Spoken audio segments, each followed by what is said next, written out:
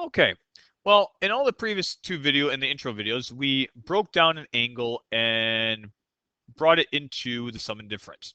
Now here, what we're going to do is we're going to go in reverse. We're going to find a single sine and cosine or tangent expression. Right now, what we have is a cosine with an angle, a cosine of another angle minus a sine of an angle, sine of another angle.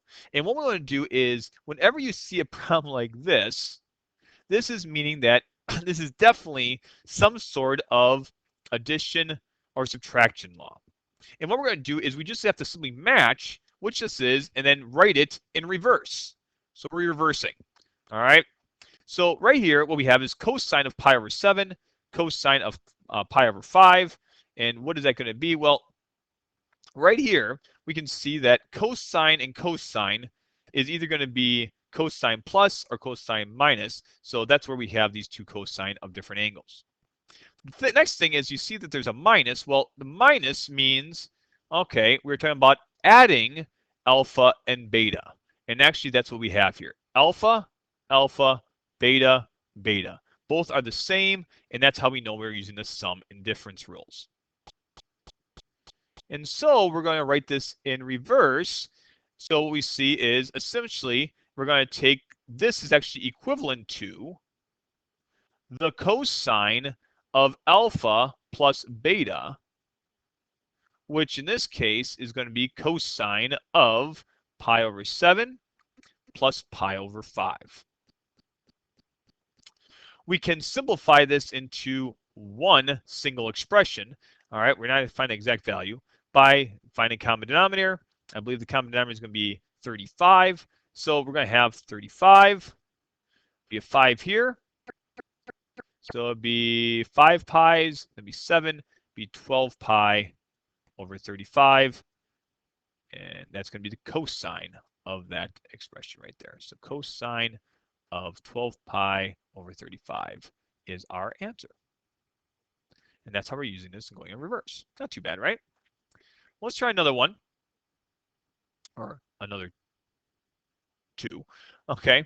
Doing the same thing, find the, well, in this one, we're actually doing very, very similar, but now we're finding the exact value of the expression, the exact value of the expression. Okay. So now what we're hoping is that this is going to give us and generate a value that we can actually solve pretty easily. So let's just see right here. What we have here is going to be cosine and cosine. So cosine and cosine. So really you're talking about either this one or this one. That's the only one I have. This is going to be alpha and this is beta. Both are the same, alpha and beta. So now we're looking and saying, okay, do we have anything here which is a plus? Well, the plus is this one, so that's why we're referring to the difference in these two. So we can write it as this cosine of alpha minus beta, because of the plus right there. So that's going to be cosine of 15 minus 60. 15 minus 60 is going to be cosine of negative 45 degrees. Cool. And what is that going to equal? Well, cosine of negative 35 degrees. If you look at your little circle chart, negative 45 degrees right here is 1, negative 1, radical 2. Come on now. And cosine is going to be radical 2 over 2 as our exact answer. Neat, huh? We can do the same thing, and we're going to do the same thing for this right here.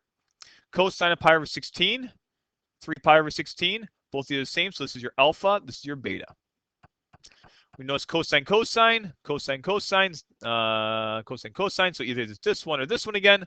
Minus sine, minus sine. All right, now we're talking about that right there. So we're really saying cosine of pi over 16 plus beta, which is 3 pi over 16, which is going to give us cosine of 4 pi over 16, which is actually equal to cosine of pi over 4, which we know is going to be square root of 2 over 2.